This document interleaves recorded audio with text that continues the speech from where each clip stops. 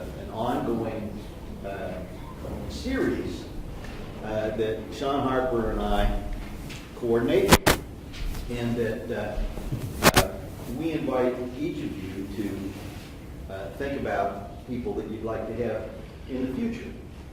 And it's easy to make a nomination. First of all, there is no deadline. You can nominate at any time. It is helpful if you give me, or Sean, or both of us, something in writing. You can grab us in the hall, but it's good to follow up with, an email, maybe giving a name, a bio, or a CD, or whatever. Our tastes are extremely Catholic in this regard. We are interested in scholars from all aspects of the education arena, and that's a very broad. We're interested in junior scholars. We're interested in senior scholars. The goal is to celebrate the scholarship of scholars of color in education. So keep that in mind. I find that it's always on my list wherever I go. I was at a meeting in D.C. yesterday and saw this person that I thought was pretty cool. And I might nominate that person to myself. So anyway, enough of that. Today I'm very pleased to have Robert Jiminez from Vanderbilt University and their famous Peabody College of Education, ranked number 1 in the country currently.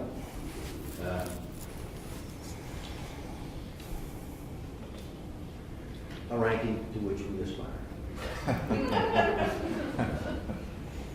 So I was colleagues with Robert for a little while we were at Vanderbilt. We interacted some, but not a whole lot. But thank you very much for being here.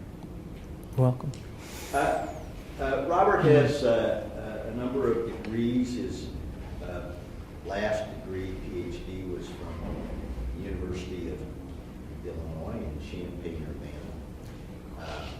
I'm fond of that area of the world. I grew up, my formative years were in Terre Haute, Indiana. That's a celebrated and highly sought after location. I can tell you some stories about Terre Haute, but then that would detract from what we're doing here today. But if you want to have an image of where he studied, and then actually after a couple of years in Oregon, I think it was, right, they brought him back. I mean, that's I got my degree from the University of Wisconsin-Madison, and they sent me away to Michigan State for 21 years before they had me come back. But he only had to be gone for a couple of years. So that means he's dearly loved and respected by his alma mater, which is a great thing. So he's been at Vanderbilt for a while. He's in the area of literacy, and in his bio, and I'm just going to read this to get it right, his research focuses on the cognitive, cultural, social, and linguistic capital of Latino students. So my guess is we'll hear something along those lines today, and I can't wait to hear it. He is recently elected the president of the Literacy Research Association. All right, is anybody here a member of that Literacy Association? Ah, there you go. I knew one of our guys would be in that. So, without further ado, Robert. Welcome. Thank you very much.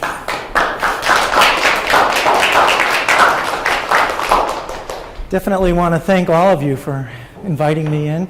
Professor Harper, Dean Porter, this is definitely an honor and a privilege.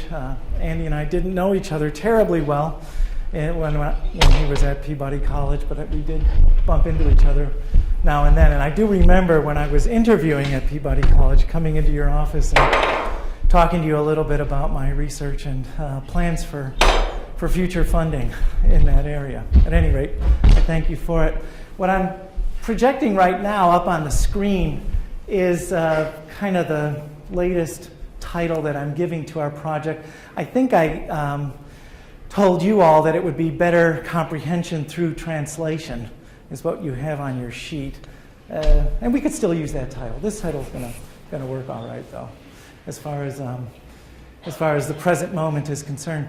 I first got interested in this topic because of some research that I conducted several years ago, back in the 90s, when I was comparing the reading comprehension strategies that highly proficient bilingual Spanish-English readers were engaged in. And I compared the kinds of activities that those students were engaged in with the kinds of strategies that students were using who were more average performing kids. And one of the things that struck me about that research, and I'm kind of surprised people typically don't cite me for this, but what I sort of felt was most important about that work was that the highly proficient bilingual readers were thinking a lot about how one language is useful for comprehending and reading in the other language.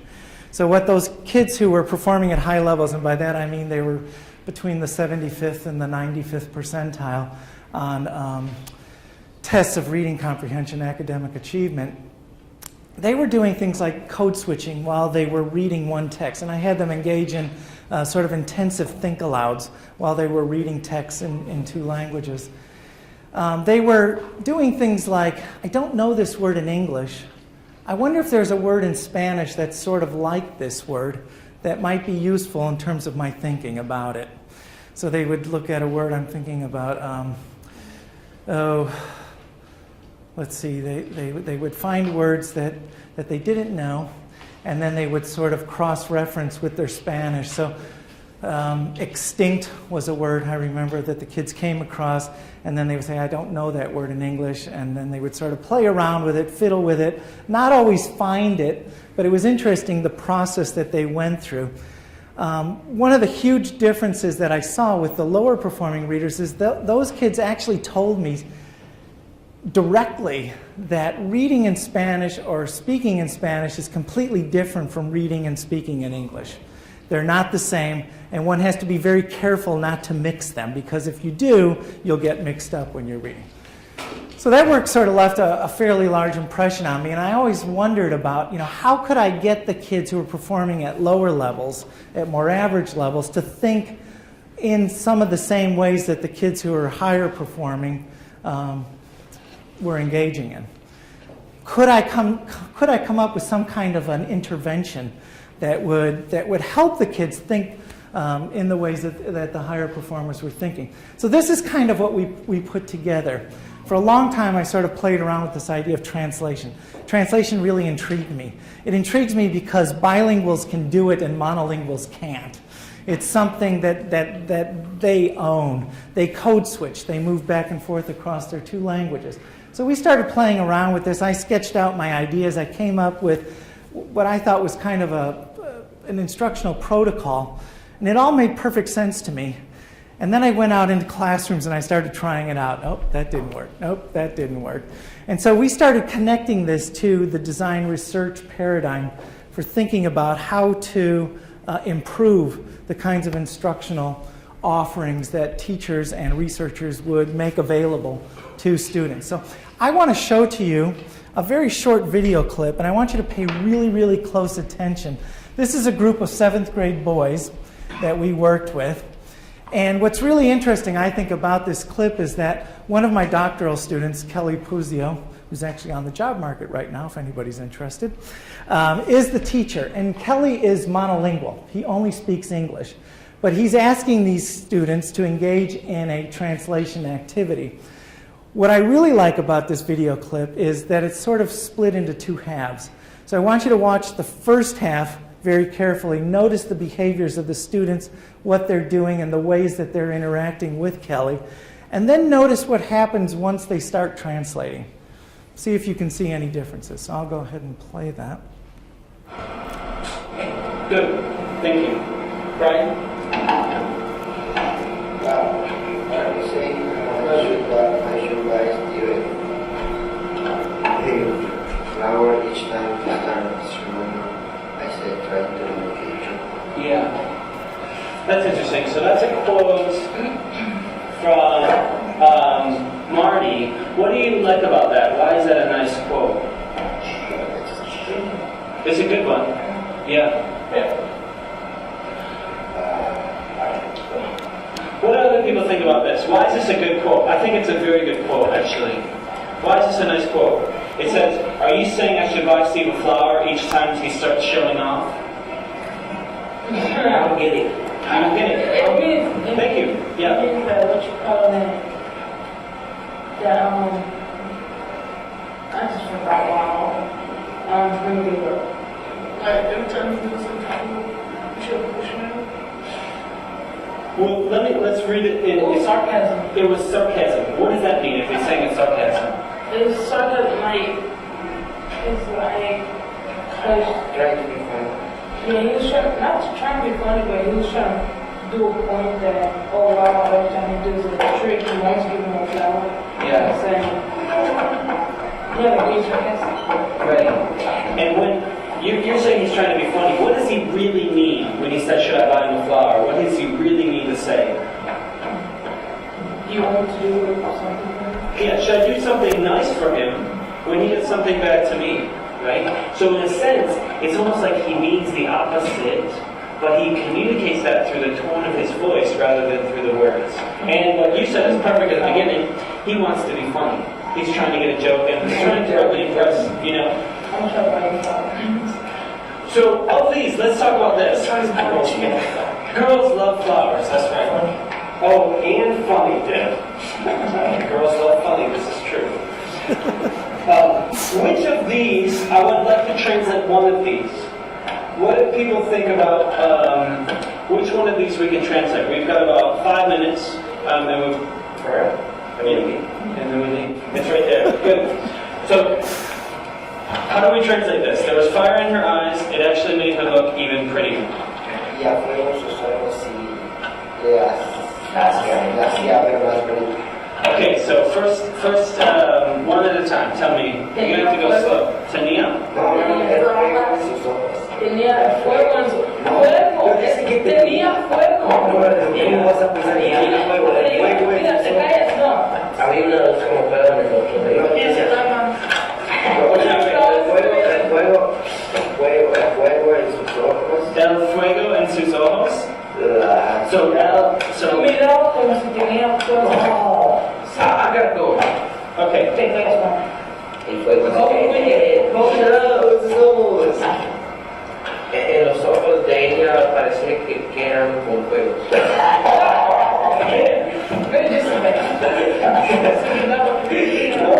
No, mira, go back to when you get shot. Answer her. I have L right now. That's all I have.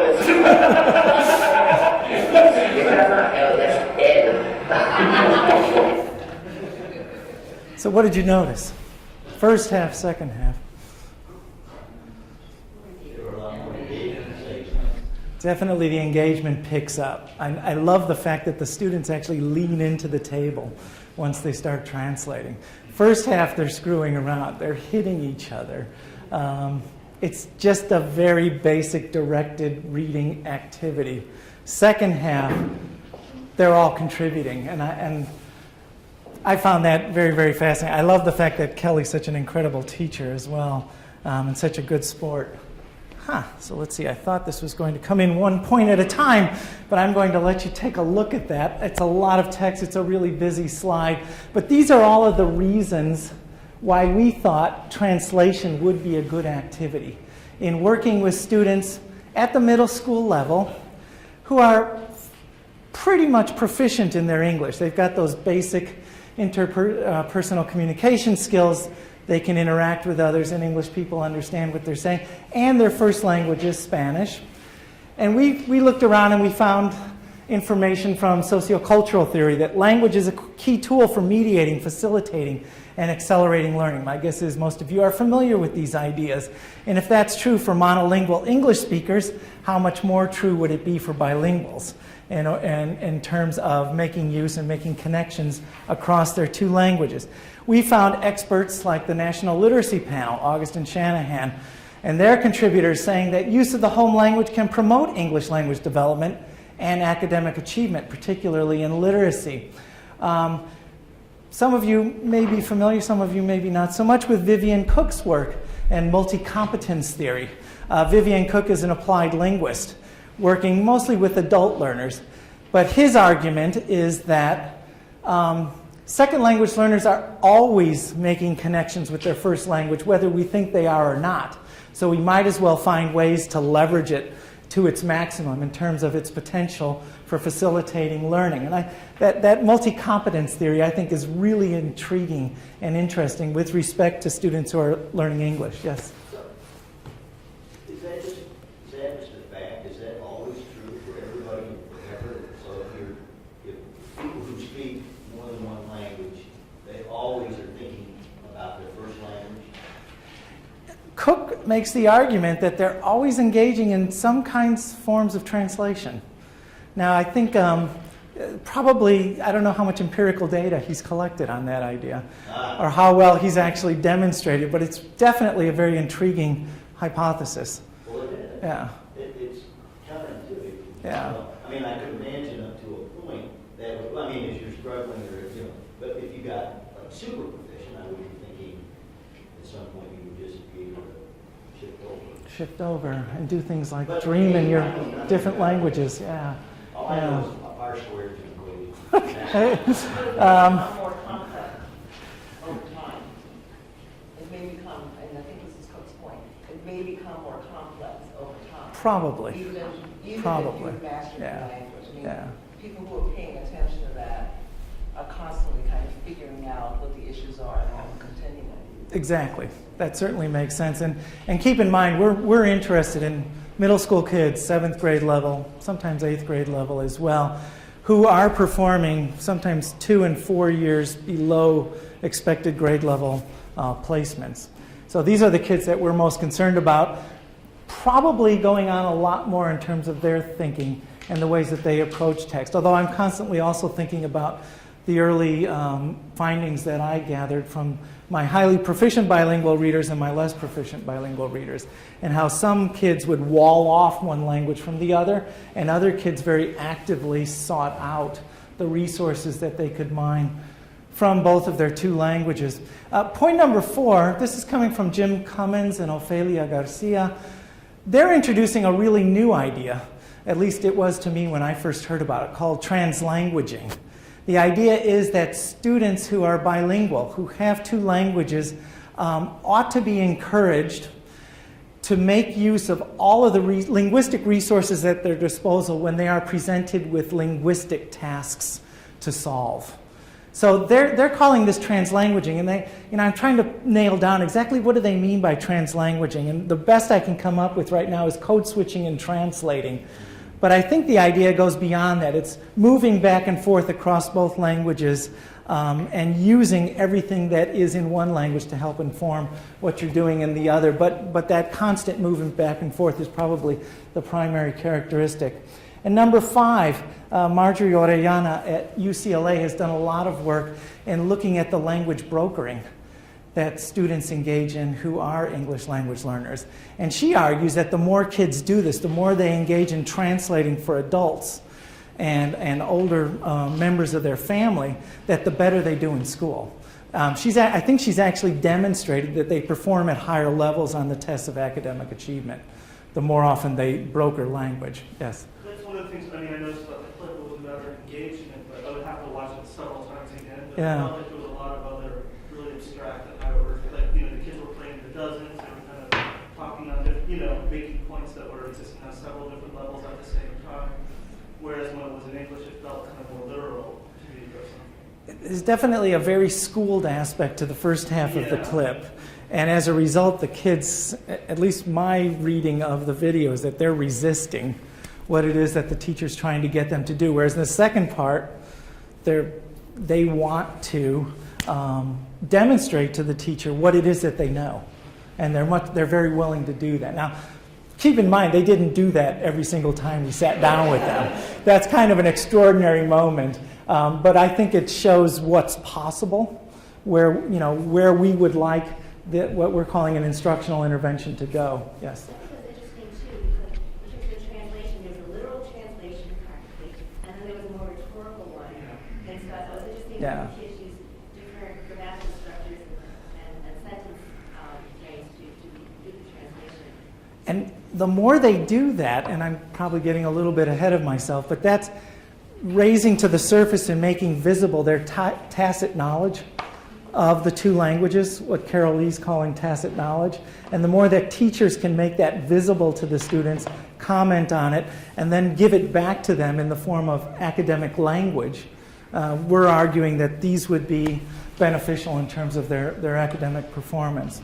But yeah, Marjorie Orellana, I love her work on language brokering. She makes the point that the more kids translate, the more they engage in using higher order thinking skills, engage in decision making, and employ pragmatic communicative competences.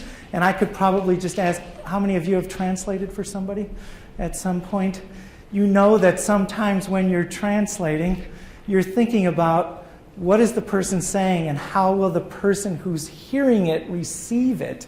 So one time I was at the airport and a woman had flown in from Buenos Aires in Argentina, and she was really angry that they had not fed her. Nobody could understand her, and she was saying a lot of rather ugly things about the airline. And she asked me to translate, which I did, but I very carefully filtered the information so that I knew, so she would get what I knew she wanted. And this is what kids are doing when they are language brokering for adults and older folks. They have to think about these things. They have to think about the message sender, the message receiver, and how the message is first formulated and then how it's going to be received. Yeah. I would say that that's also cultural brokering at the same time as language. Absolutely. I think it's two Yeah. different things. And I want to talk about that because if you'll notice, let's see, my last one. Oh, my last quote is from James D. Williams and Grace Capisi's Snipper. I don't know if anybody has seen their work. I first looked at their work way back in the early 90s, and it really, really influenced me strongly because they're the first ones I ever saw that said, we should have kids engaged in translating exercises in schools. And they point out that one of the reasons we don't very often is because there used to be a method of teaching language called the grammar translation approach, which is incredibly boring, incredibly dull. Students typically would work with classic texts and translate from Latin or Greek into English, and there was never any focus on actual communication in that method. And then they would learn all the grammatical rules that surround the different languages that they're working on. Obviously, that's not what we're talking about here. We're not using this as a method for teaching languages per se, even though I think there's a lot of potential for helping kids learn about their second language as well as their first language. But we're using this as a tool to try to help kids comprehend the text that they're reading at higher levels. So if you look at this list, this is all coming, by and large, mostly, with the exception perhaps of number 2, from the world of applied linguistics. Now, let me move on to my next one. But my colleagues and I, my research team and I, are also incredibly interested in culturally relevant pedagogy. And we're taking our ideas primarily from people like Carol Lee and Louise Moll and the work that they've done with funds of knowledge as well as cultural modeling. And both of them are geniuses and have incredibly useful information to present to the field of education, but they do it in very, very different ways. Louise Moll, of course, goes into the community, and because of his connections to anthropologists, he's really interested in the labor histories of the families that he's working with. And he wants teachers to learn about those labor histories and then to reflect on and think about, now what could we do with what we learned about these labor histories, like making candy? Could we bring that into the classroom? Could we figure out ways to incorporate that into curricular activities and instructional approaches? Carol Lee, what I love about her work is she's thinking much more from the perspective of the discipline in which kids are going to be working. So literature instruction, right? And the modes of reasoning that folks engage in when they're interacting with literature. And then she says, and there are these cultural practices that are going on out in the community that parallel in lots of ways the same kinds of thinking that we want our students to engage in schools. Now we have to engage in this incredibly difficult process of figuring out how do we take that knowledge and bring it into the classroom so that kids can perform at higher levels. I love this second point, and I also took this from Carol Lee's work, that we need to go out and learn about the practices students are engaged in, because these practices will help them overcome the adversity and the barriers, the structural barriers, the institutional barriers that they're going to encounter once they get in school. Okay, so we need to take the practices that schools traditionally have viewed as harmful, as problematic, turn that on its head, and figure out ways to advance their learning using the language practices, the cultural practices that they're familiar with. Genius. Absolutely wonderful, wonderful stuff. Professor Lee argues that diversity is essential to the human condition, and that any kind of research and theorizing about learning and instruction needs to put diversity at the center. I like to think about our work. We're working with bilingual kids. And most of the time we tend to think, maybe not you folks, but in the United States, people tend to think of monolingualism as kind of the default. This is normal, and yet we know that over half of the world's population is bilingual, over half. So if anything is the norm, bilingualism is probably closer to the norm than monolingualism. And I used to have a sign on my office door that said, monolingualism can be cured.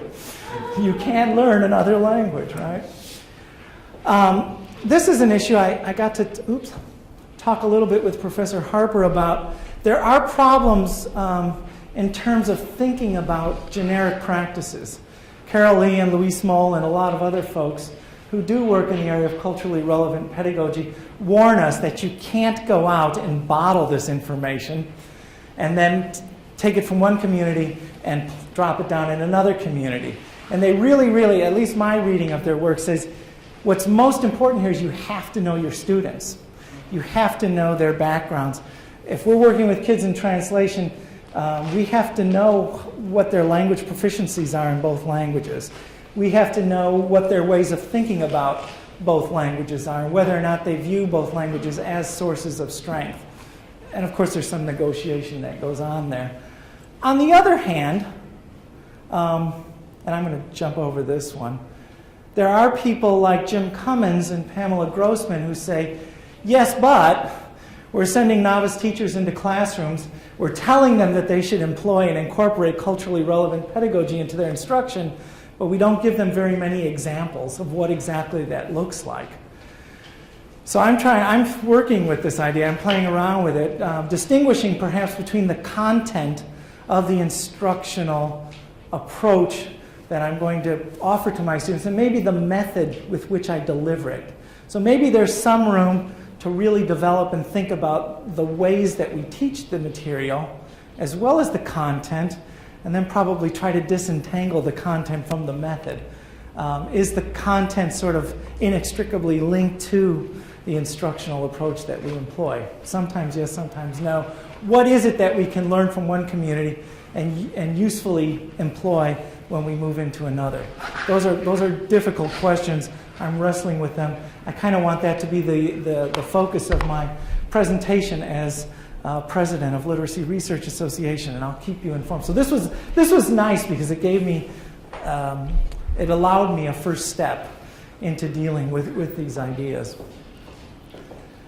So, because I'm at Peabody College and I'm surrounded by folks who are known for their work in design research, we have employed this paradigm, and we're thinking about, in fact, this is as important to us as the results of what happens once kids engage in the practice. How can we develop an instructional method that is maximally effective in terms of engaging students and getting them involved in their own learning? So what we're looking for in the data that we've collected, and up until now, all of our data collection and analysis has been qualitative in nature. So I'm only going to be presenting to you qualitative data. But keep in mind, we want to move forward and we want to employ a number of other measures and then see how those connect to the qualitative data that we have. Yeah. Just a question. Are you also taking into account whether the teacher is monolingual, bilingual? Does that make a difference? so far we haven't given this to teachers. We don't feel like we're ready yet. We have to really perfect and be confident in what it is that we give to them, that we think it's going to work. So right now I've been doing the instruction and my doctoral students have been doing the instruction. But we are we want to develop an approach that monolingual teachers can use. That's sort of at the top of our list of things. But at the moment it's really useful sometimes to have bilingual instructors working with the kids because they're able to pick up on things that are happening that, as you notice, Kelly said, so far all I've got is L.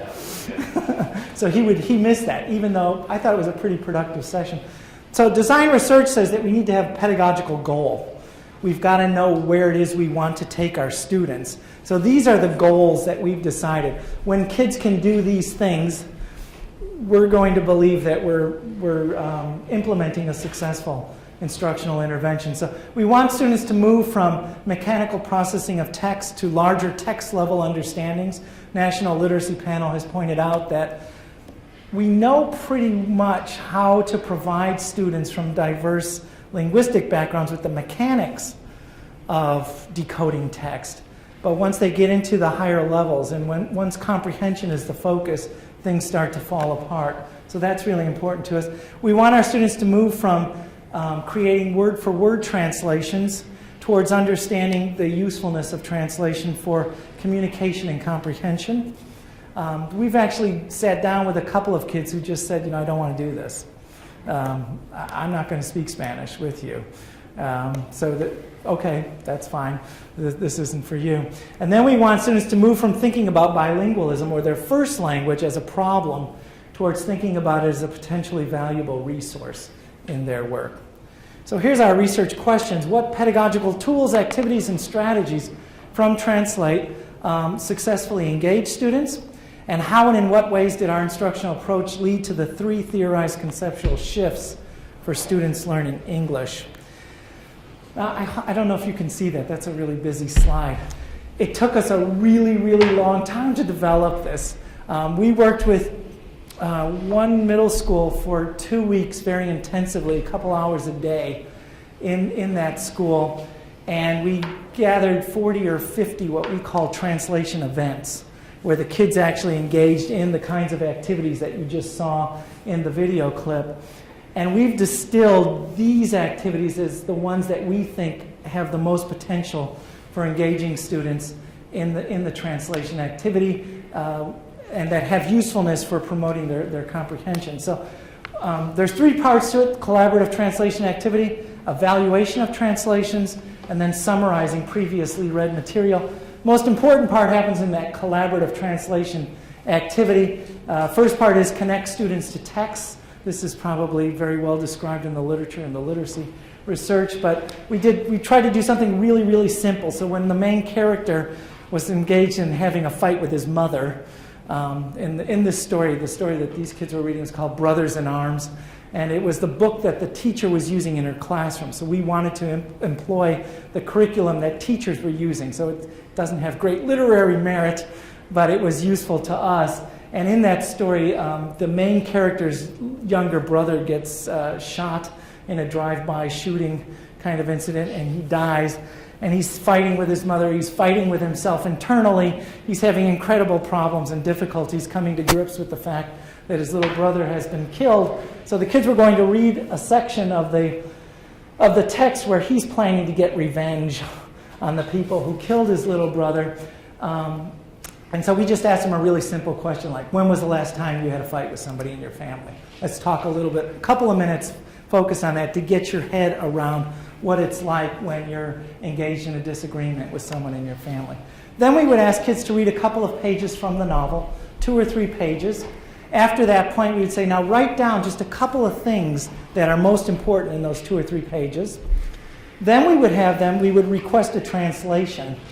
Okay, so here's a chunk of text. These chunks of text, 2 or 3 sentences at most, were critical or key in terms of understanding the main character and what's going on in the larger novel. So they're kind of at high level. And if we were lucky, we could find a chunk of text that had something really interesting linguistically about it, like it included some sort of a metaphor. So in this particular case, The text was, "Whoever shot him tore a hole through my heart too, a black hole that instead of blood gushed only a desire for revenge." So it's fairly melodramatic, but there's that wonderful gushed only a desire for revenge. Now it turns out, I don't think Spanish actually has a word for gushed. So this was a really good selection. Brotar might be the closest translation that I would come up with. I don't think any of the kids came up with that. But it gave them a lot of opportunities to talk around that idea and to think about it. Notice there's an embedded clause in the sentence, so they've got to sort of grind through that. That was difficult. They have to parse it correctly in English and figure out what it is that it's saying. After they do their translation, then they evaluate it. This is really important. Oftentimes what we did was we had kids work in pairs and then they would compare and contrast across the pair. This got lots of really interesting discussion going, because sometimes we would have a couple of girls paired up, a couple of boys paired up, and then there would be a little competition going on as to who could translate it in such a way that one's mother or father would understand it well. Okay. And then the summary would allow us as researchers to see, did comprehension change after the translation event occurred? So did we see evidence in the summary that they now understand the text in deeper, more thoughtful ways than they did before they translated the text? That's why we had them write down what they understood after their first initial pass. It's not exactly the same activity because we really focused their attention on the piece we want translated, but it did give us a sort of a general sense. So we worked in 2 middle schools in a major metropolitan public school district. You can probably guess which one that is. These schools were racially and ethnically diverse with large populations of students learning English. 17 kids ranging in age from 12 to 14. These are students identified by their teachers as native speakers of Spanish and struggling readers. 2 to 3 years behind in reading comprehension. I think it was actually 2 to 4, as indicated by classroom grades, informal assessments, and district tests. Conversationally fluent in English, and their levels of Spanish range from rudimentary to expected grade level. So some of the kids were fairly recent arrivals. And formal language testing revealed that their native language proficiency, both oral and literate, varied considerably.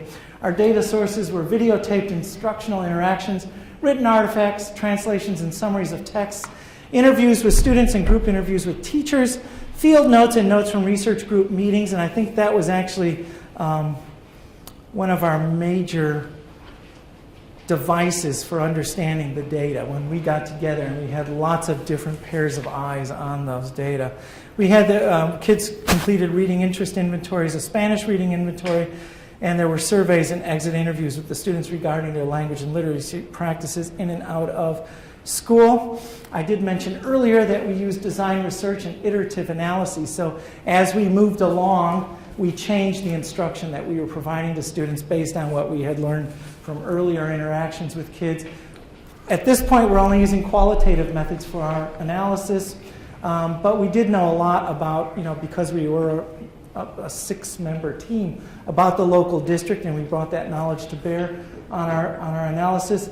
And we would meet weekly throughout the semesters, actually now 3 semesters.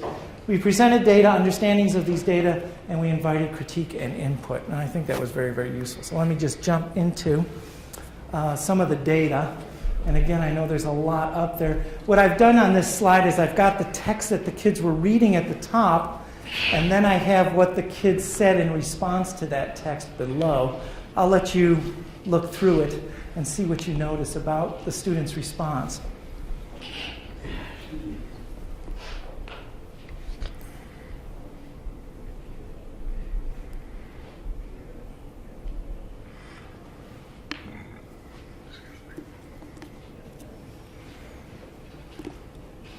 So maybe instead of me telling you, what do you see happening in Ronnie's thinking?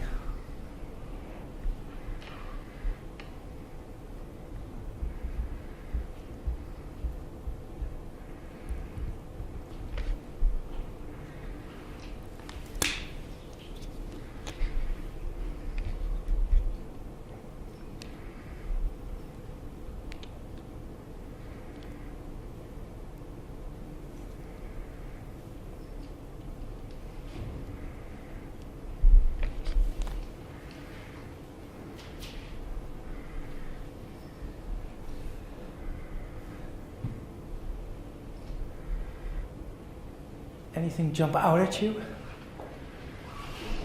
last sentence. He only talks about the last sentence in the text. Yeah. That's true. About her face, or about he or her, and Yeah. the other girls.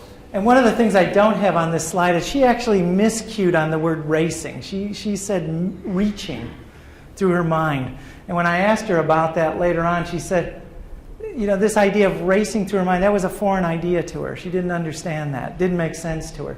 So she looked for something that did make sense. And so it's interesting when kids are second language speakers, things that you really take for granted oftentimes get them off track in terms of their comprehension. And you'll notice I actually translated it for her. I said, ¿pero qué quiere decir eso que tiene 10 cosas corriendo por su mente? And I didn't realize I had done that until I looked at the transcript. I thought, I shouldn't have translated it for her. But when she heard that, when she heard it in Spanish, that sort of really triggered some understanding on her part. Do you notice the monitoring that she's engaged in? Did she start in English? Yeah. Higher overthinking skills, so Yeah. Spanish, and then she checks back in English. Yeah, see, notice how it's what she's saying in Spanish to her, and she's actually talking to herself here. I don't get it. Does that make sense? She's monitoring her comprehension. This is exactly what good readers do, right? Successful readers, high-achieving readers. They're constantly thinking about, does this make sense to me? But notice that when she notices something doesn't make sense, she flips into her other language, and she's talking to herself. So we've got that really nice socio-cultural theory in action going on here. Language as tool for triggering thinking. So she's just talking to. So this is. We thought this was a nice example of how use of first language can enhance and hopefully push forward kids' comprehension. Okay. Here's a nice. Well, I'll let you read that one. See if you can make sense of that. This one was really kind of fun. This is working with that same group of boys that you just saw. And I'll set you up a little bit. The kids are trying to translate the word homes.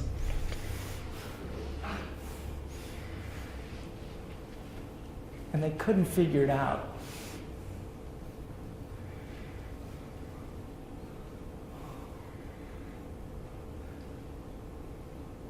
Now, my sense is that when people are using Spanish and English and they want to say the word homes, I think they just borrow it from English into Spanish, which is the way bilinguals make sense or communicate in lots and lots of different situations. We suggested to them, what about the word compadre? Would compadre work here? Could you use compadre for homes? No, can't use compadre. Why not? Because compadre is the guy who hangs out with your dad, and they start drinking beers together, and they get a little tipsy there. So compadre is a guy who gets a little drunk, right? That's their understanding. What we thought was really cool about this is when they made a connection to that word compadre, they drew on this body of life experience, prior knowledge that they were familiar with, and started thinking about it. So we thought, aha, this is another thing that proficient readers do, good comprehenders do. They're drawing from their prior knowledge. Now, think about what typically goes on in school. Kids from diverse backgrounds, linguistically diverse, culturally diverse, they often don't have very many opportunities to connect with their lived body of experience and what the kind of information that they're finding in text. So we think there's real affordances there. Here's another example I want to show you. These are some of my favorite kids. Can you read it to me? Again?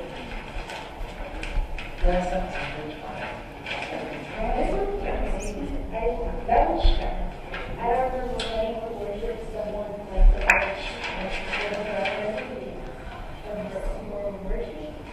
worship. I don't remember about that. Did you hear that? You said, I don't Okay. know. What's this guy? One of the kids asked this question. Here's the text. The text they're reading is, I don't know nobody who worships someone like that little brother of yours worships you. Carol says, what does worship mean? And Ronnie, como adorar? So she just translates it. This is sort of our best example, right, of how translation results in immediate comprehension. And there's that wonderful sort of body language or performance that the students engage in. They actually, worship means bowing. Worship means, and one of the kids says, praise Jesus. So it's a really, really simple kind of support that one student provides to another one in that case. So we've got kind of a single lexical item translation, connecting with prior knowledge, thinking it through in their heads with respect to comprehension. Okay, here's one of my favorite examples. The kids were reading this text at the top. It was like I was dead inside, like my heart had turned gray and rotten once Güero passed away. Okay, so it's very, very melodramatic. The main character, Martin, is, he's accepting all this guilt for the fact that his brother has been shot. And this particular bit of text reveals his inner struggle and the thinking that's going on in his head. So we asked the kids to translate this because, again, we've got that nice metaphor going on, right? My heart had turned gray and rotten. We wanted to see what they would do with that. So Karen says, how do you say turn in Spanish? And Ronnie says, me volteé, turned, like turned. Karen, turned, like my heart had turned gray. Oh, y mi corazón se volteó. Now what's interesting, if you know Spanish, and I see some of you are smiling, voltearse means to physically turn around. So there's a really interesting linguistic phenomenon here that goes on. You can't translate word for word from one language to the next. Words have this kind of a range of meaning. And voltear taps into one bit of understanding of what the word turned means in English, and they try it out, and it doesn't work. And notice, what's really interesting is, Karen, no, that doesn't make sense. A heart can't turn around. So she's pulling again on her prior knowledge, right? And her linguistic understanding. But what I liked really about this example is it's the language itself that triggers comprehension activity, moving across the two languages, that really pushes them to think about the text itself. That doesn't make sense. And then Karen, cambió, volvió a gris, cambió, y se volvió, como si estuviera cambiado. Okay, so they're moving back and forth, they're playing around with this. Now notice in the next slide, I don't know how I'm doing on time. Here's what the kids said after they had translated that. At the end you get this, look what Ronnie says, he was cold, he didn't care about anybody. He just wanted to kill the person that killed his brother. He wanted him to feel the pain. He wanted the person who killed his brother to feel This is the kind of response teachers love, right? You're really getting inside the head of that main character. You're getting it here. This happened after the translation. Before the translation, when the kids had just written down what they understood from the text, they were writing things like, Martin was involved with some rough kids in the neighborhood, and he was thinking about joining a gang, and he got beat up. That's what they got before the translation. After the translation, and admittedly, I'll say, of course, we focused their attention on this one bit of the text, but they're really thinking, they seem to have a much better understanding of the main character and the issues and problems that he's going through after they engage in the translation event. Okay. So that's student comprehension. This one, all I'm going to say about this one is that there's a sentence at the top. The text says, one of them was a tiny photo of Güero in his little league uniform. The kids read this text, and we noticed as they were talking and thinking about it that they kept reading the word league as ledge. So they were miscuing again on that word league, right? They didn't get it. And what's really interesting here is that one of my doctoral students down at the bottom, he says, in Spanish it's called La Liga, right? Karen, like a football league. Ronnie, oh, como La Liga Mexicana. Okay? They didn't get they'd never heard of Little League. This was a foreign idea to them. These are the kind of things where bilingual kids really get off track in terms of their comprehension. Very taken for granted ideas pose particular problems to them because of the cultural information that's connected to it. Okay. I think I'll skip that one. Here's an example of the kids when they're switching back and forth across their languages, helps them to find information. So these kids are filling out a questionnaire, And it says, who? Music? Oh, el maestro de music, Mr. Carr. Mr. Carr? Okay, so that's kind of a fairly straightforward, simple example. Here's kids interacting with each other. Again, they're filling out a questionnaire for us. Joyce, what does it mean by hobby? She doesn't know what hobbies means. And the instructor says, like what you said, swimming, that can be a hobby. What you said. Karen says, deportes and pasatiempos. Joyce, sports, pastimes. What is that? Reading, like pastimes. And Joyce at the very, I'm just going to put down soccer. Okay, so she kind of gets it, right? So translating in that case did provide assistance to the students. Here's the kids where they're starting to value their bilingualism, or they're indicating in their comments that they're valuing their bilingualism, telling us that sometimes when they read, they would use two different texts, in this case Bibles, in one language, and in the other language, if I don't get it in this language, I go to it in the other language. So we view this as kind of a model that we would want kids to emulate, that we're working with. This is a really nice example. What could the school do to better help you learn to read? Well, they could get teachers who speak Spanish, damn it. That's pretty much what the kids told us. Now, if you know anything about Tennessee, Tennessee is an English-only state. And one of the reasons that we've developed this approach is because the teacher doesn't have to use the language. This is our surreptitious way of getting the kids' first language into the classroom. So I thought that was a nice example. Here's an example of the kids moving from very, very word-for-word translations to higher-level translations. If you look at that first example, they're actually moving from one word to the next word to the next word. That's what they were doing early on when we worked with the students in the translation activity. If you look at the very bottom, they're trying to translate this phrase, settle the score for Güero. And one of the kids, I think, comes up with put the accounts, or make the accounts, or settle the accounts, I guess would be a better way of saying it in English.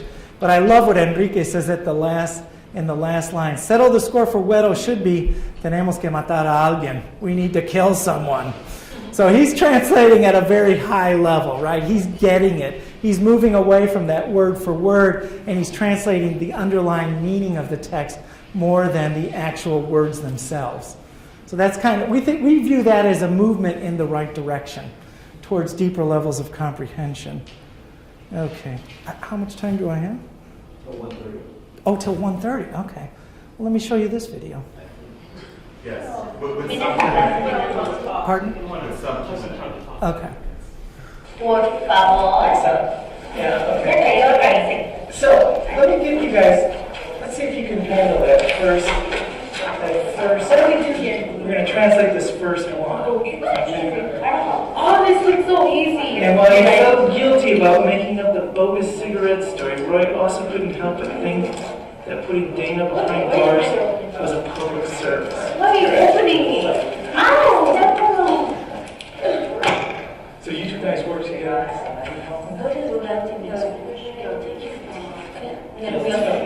No. Guilty? That's nervous. It's the same thing. It's like you use the verb of the noun. Guilty. Guilty is como like you feel like bad about yourself or something like that. You feel guilty. So in Spanish we say, when we want to say, you are the one who is guilty, we say what? What is it? Mal. No, porque mal. Tú tienes la... Culpa. Exacto. Pero that doesn't mean culpa. So That was your fault. Yeah, but it doesn't make sense. It doesn't culpa. Cuando es yo culpable. muy bien. Nice. ¿Qué significa bogus? I don't know. You guys should know that word. It's really important for junior high.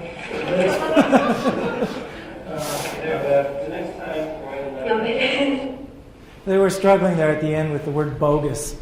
They didn't know bogus, and I thought, yeah, you got to know the word bogus, right? You're in middle school. So here's some of that text. Kids focused on the word level and sentence level understanding, guilty, bogus, couldn't help but think, and nasty kid. Their first attempt at translating these words was semantically correct but did not fit the larger story. Students experimented with the words to see if they fit the sentence. Teachers focused students on text level and sentence level comprehension. What kind of a story was the cigarette story? Was it a real story? Okay, if I were to take this and read it to the other kids in your class who speak Spanish, do you think they would get it? This is actually something we're struggling with in the intervention, is the kids need an audience for their translations. And up until this point, we've been the only audience. So we've got to figure out, who is it that you're translating for? We actually thought they could create synopses of the books that they're reading and perhaps sell them to the curriculum companies in languages other than English. We thought that might be a real world audience, but we're still playing around with that notion. Okay, let's see. Let me go ahead. I'll jump to my findings. When translating, students use their first language to mediate their thinking in the form of private and public speech, and that racing through the mind example comes to mind. Translating can help students connect to prior knowledge. Translation as an activity offers students the opportunity to deepen their understanding. Students value their Spanish language abilities and use it for a variety of purposes. Let's see. Students move to more sophisticated understandings of translation. We thought it was a motivating activity for students, and translating makes a variety of linguistic resources available to students learning English. And here's where we want to go with this project. We need to document the effects of a well-implemented instructional intervention using the Translate approach. And by that I mean, the traditional measures of reading comprehension before and after, as well as providing them with sufficient amount of time using the translation activities. Now, we have also, and I didn't mention this, we've taught throughout a number of strategies that we want the students to make use of. So some strategies like a description strategy in translation, a describing strategy. So if you come across the word octopus and you don't know how to say it in English, you could say something like, it's that animal that has 8 legs, right? So that's kind of a circumlocution strategy. And we had a number of those, like negated antonym. That boy hates snakes. So how could you don't know the word hates? Negate the word hates to loves. That boy loves snakes. Now you could negate the word that boy doesn't love snakes, right? So these are just some tricks that applied linguists fiddle around with and make available to students, especially in the early stages of language learning. And we're still working on that. We're still trying that out in terms of making it available to the students. We just started providing the intervention to students to speakers of languages other than Spanish and English. So I've got 2 doctoral students working with a group of students from Somalia. He's also got some students who are Kurdish speakers. Some of you might know that Nashville was designated as a refugee center by the U.S. government. So we receive significant numbers of kids from places like Somalia, the Sudan, Burma, Bhutan, and some other very, very interesting places. So in those situations, we don't have instructors who speak the languages of the kids. And this, of course, is very interesting. They're just getting started with that. We need to determine how well monolingual teachers can use the approach.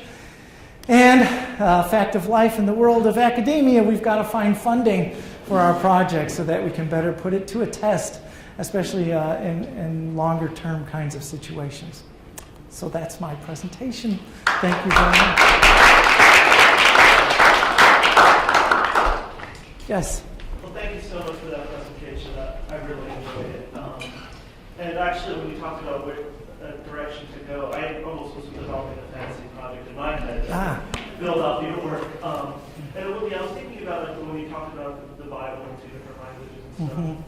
There's a way in which even the very concept of translation can kind of like reify language as kind of a static entity. And then I started thinking about like Gloria Anzaldúa and the notion of this piece of consciousness, which to me would be a goal for education, is for everyone to cultivate this piece of consciousness. Mm-hmm. So then I thought about having like a text, an Anzaldúa like text working with students that's written in multiple Englishes and multiple Spanishes, and having predominantly English and Spanish and interesting, yeah. bilingual children kind of translate for each other in the spirit of cultivating, Yeah. instead of reifying, because we reify kind of the period of English and Spanish, we're also kind of reinscribing the dominance of English on some philosophical level, So anyway, I got really excited about that. So thank you for your.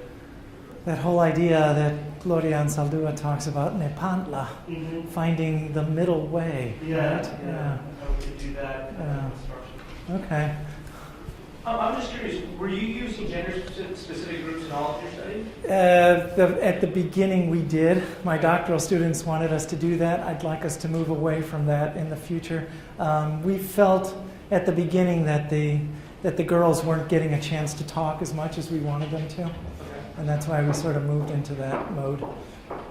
And then just a comment on your citation of Lee and Moll. It's interesting because I taught 9th and 10th grade reading in ESL with bilingual students in Austin before arriving here. And I found that using U.S. Latino literature, journal work of like House on Mango Street or Oscar Casares in Brownsville, and work like this was able to leverage that cultural capital that they already had. So it was still entirely in English, but kind of these processes that you would see here would go on, and so I got as far as psychology, like the schema of what they saw and understand, so that you don't run into problems like Little League necessarily, but they understand soccer. One of the things that really, really struck us is how often the kids would get off track in terms of comprehension for things that I would have never been able to predict. They actually were reading. We did give them a short text from Sandra Cisneros. And I don't know if you know, from the House on Mango Street, there's a short story, a vignette about how her grandfather threw a sack over her grandmother's head and carried her off, right? The kids read that. He threw it over her head. And they were convinced that he hit her in the head. And they stuck with that interpretation until they started translating it. And finally they figured out, oh no, he threw. That means aventó la bolsa sobre su cabeza, right? And through the translation, they kind of figured out where they had gone off track. But that's very interesting, because it's wonderful. There's in that same vignette, she's talking about her grandmother, and it's she rests her sadness on an elbow, and I mean that's just like volumes right there. I know that her work is so evocative in terms of the senses, very synesthetic that way. It pulls in all of them. Very, very, it's great material. We really did try to use whatever materials the teachers were using in their classroom, except when we couldn't get the kids engaged, and then we would sort of slip in something from Cisneros and some other authors. Yes? Oh.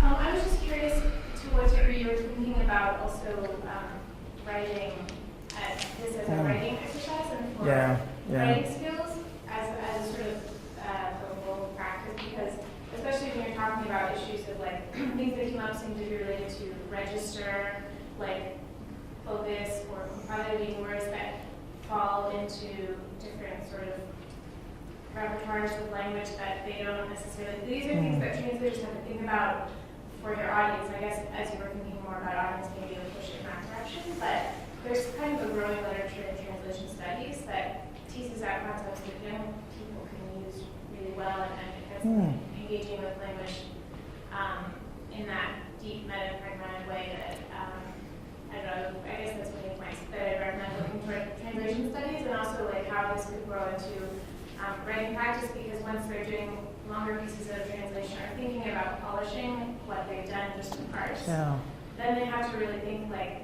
would I translate this for meaning, for form? Would I have to make a foreignizing or domesticating translation? Those are the kind of things that translation studies. We do have some nice comments on register. I think there was a time, in one of the novels where a gang member is speaking, and the kids used the word sentimental or sentimental.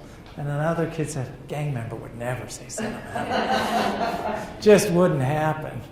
So that does come up. And the whole issue with writing is really, really intriguing, because I started off thinking they would write all their translations. And it turns out because some of the kids have formal learning and instruction in their country of origin, they're able to do it, whereas other kids don't. So we didn't want to exclude anybody because of that. So we let the kids write now when they want to, but we're not always asking for it. And that would be a big part of knowing the individuals that you're working with. So sometimes it might be, they might want to write things down and other times not.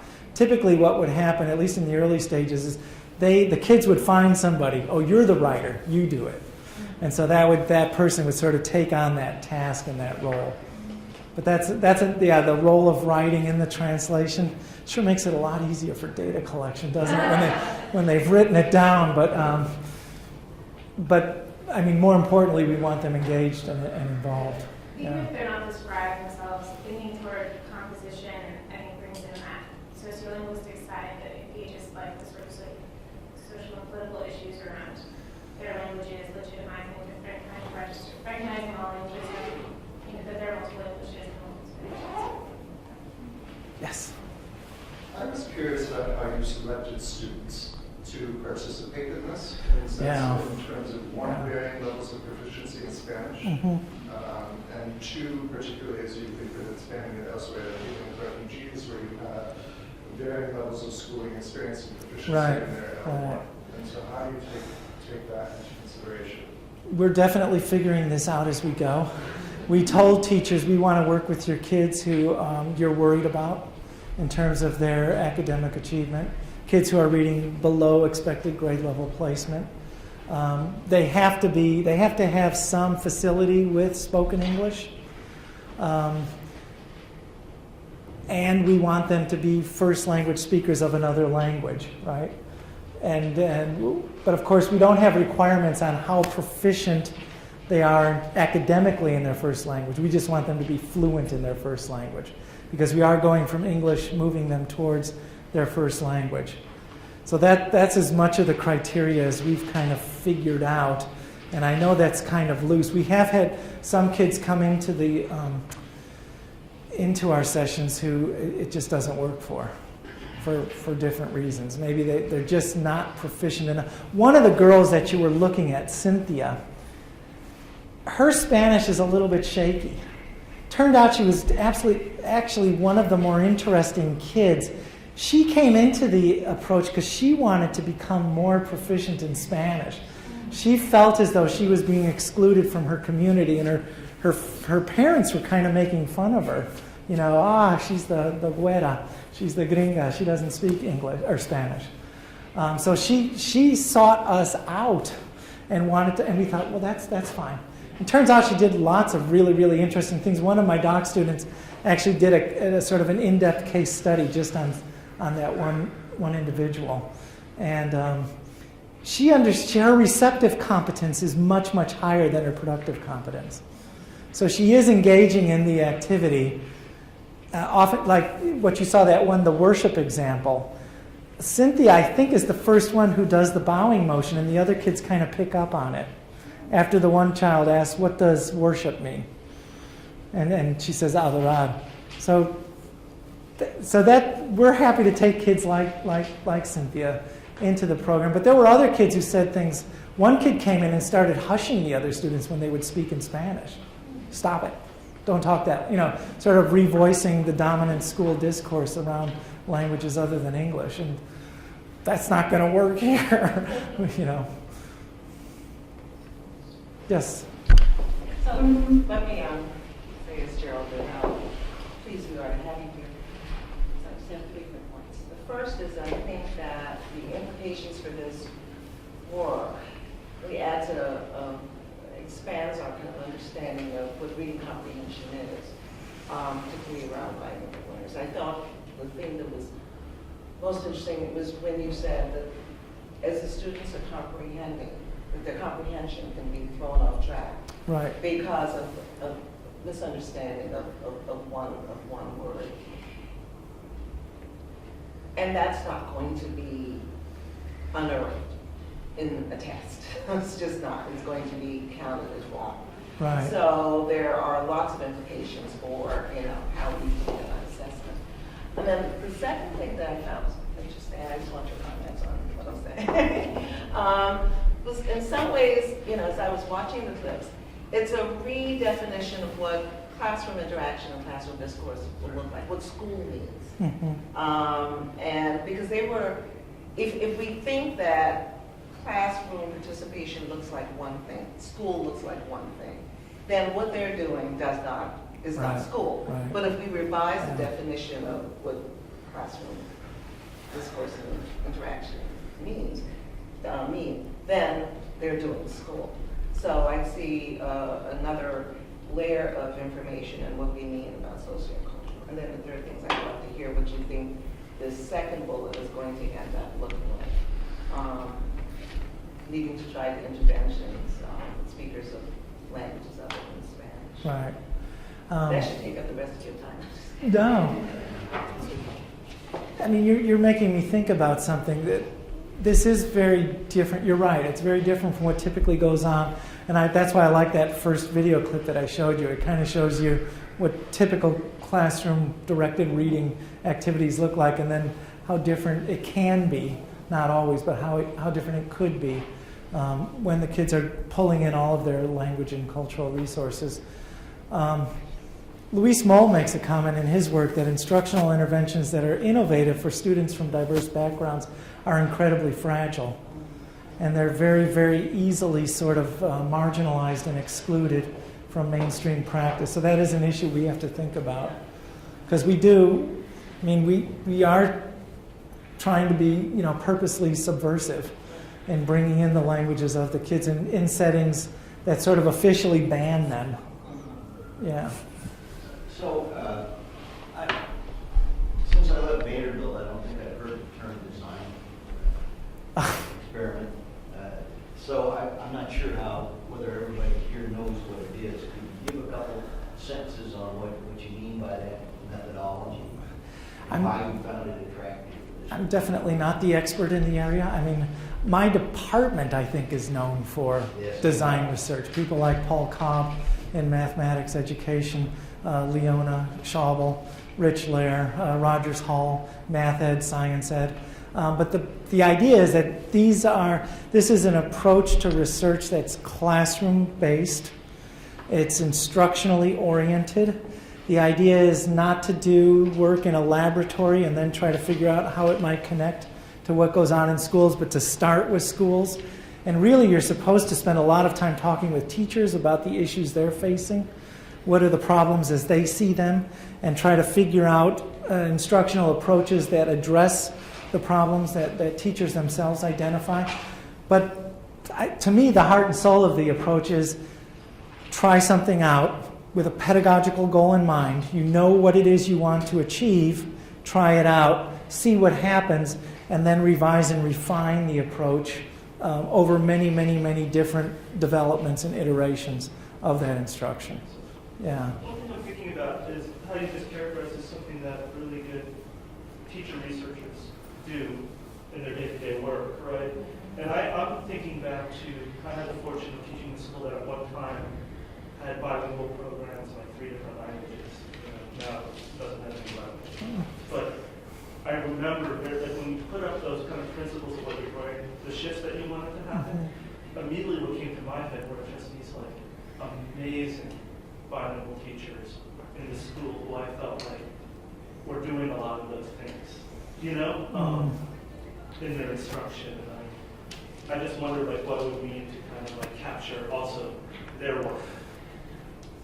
That's definitely a next step. Yeah. We start working more intensively with teachers. Yeah, I mean, thought about something. Just to build a little bit on that idea of design research, Chris Gutierrez has a wonderful article in, I think it's Journal of Teacher Education, on social design experiments.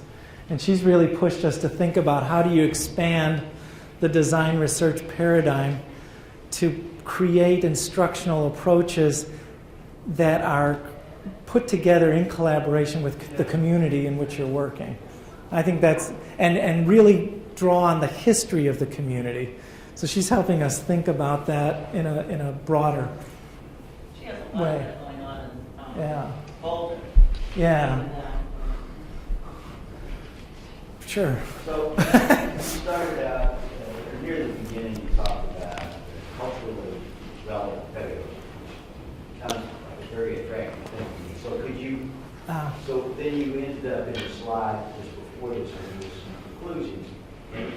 what do they say about cultural relevant In terms of, pedagogy? Do they embody it? Do they define it? oh, the kids? I didn't make the connection. The students, you mean? No, your slide just before this one, when you got your conclusion. Oh. Huh. Probably this one? Define it.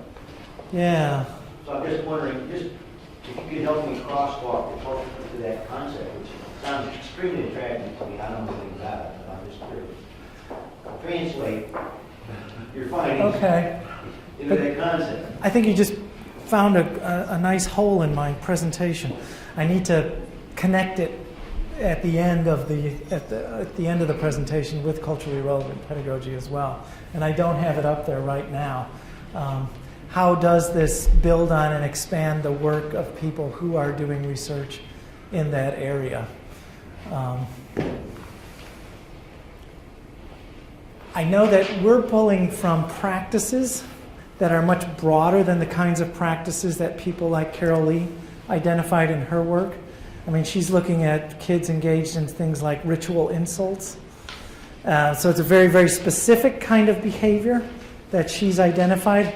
We're trying to pull in a much broader repertoire of the linguistic understandings that students have in terms of their bilingualism and figuring out ways to make that a part of the curriculum itself. So that is a difference between the work that we're doing and the work that she has done. So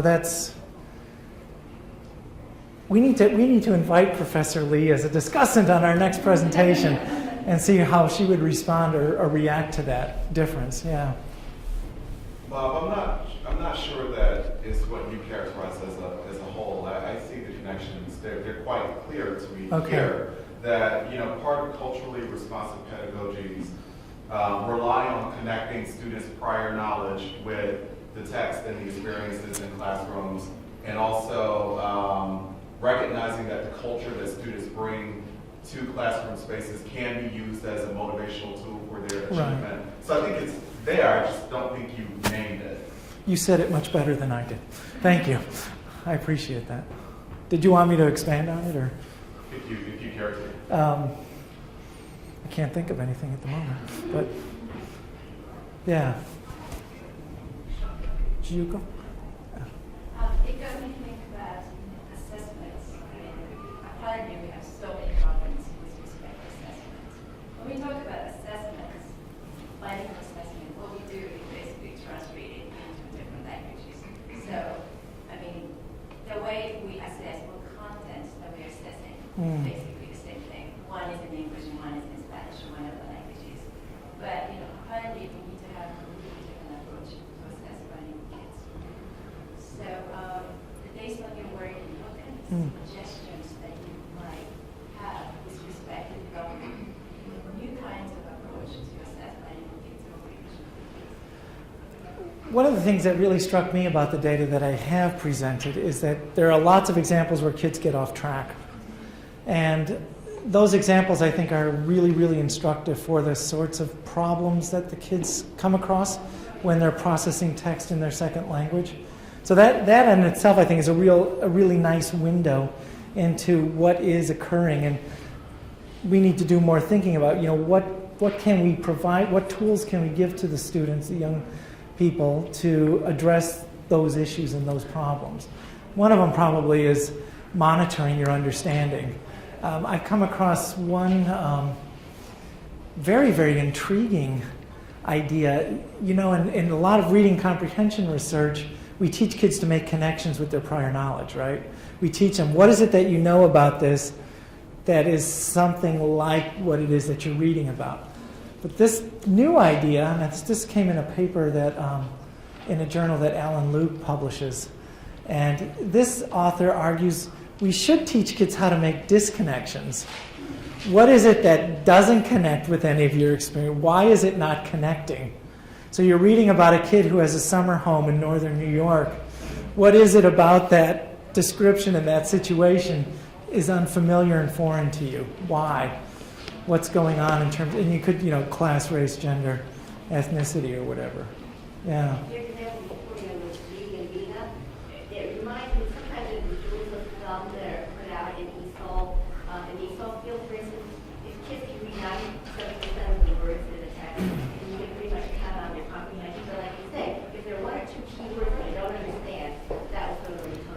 Right. But there's these rules of thumb that kind of get disseminated to ESOL teachers. I think you're right. Yeah. Thank you. Yes.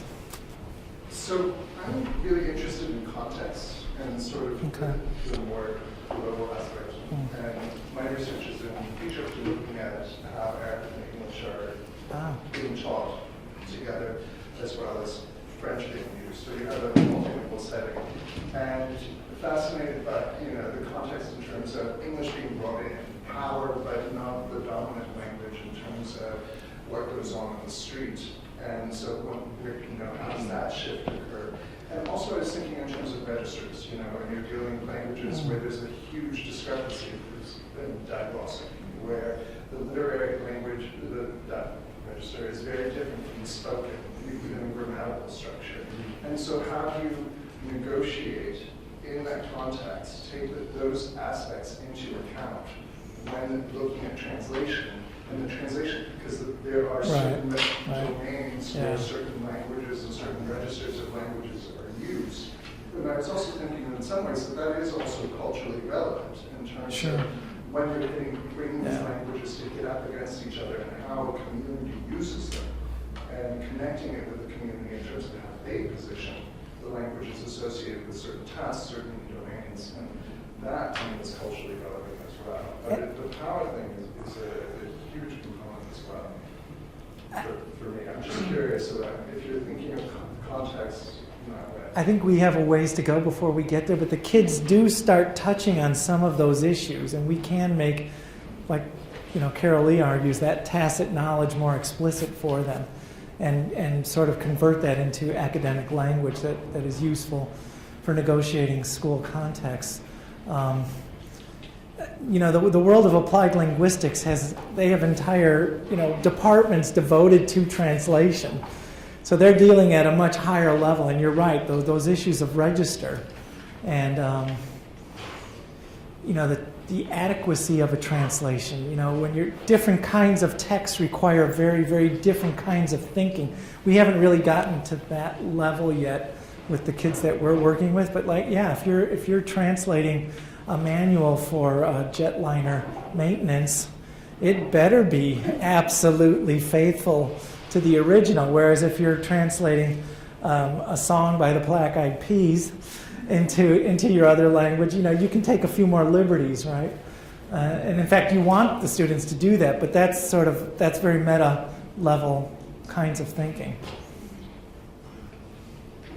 But it's a good point. So if you're working with adults, you probably would be able to get to those higher levels of thinking about translation, I think. You said the kids were doing that with 17 that they're thinking about types of people and the kinds of language, the linguistic domains that they can cross or not.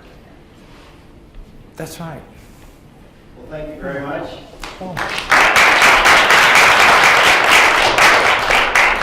Thank you. We advertise your copy of this. Oh, that's beautiful. We'll mail this to you. You don't have to drag it back. But we thought you might like it as a little token of our appreciation. Thank you.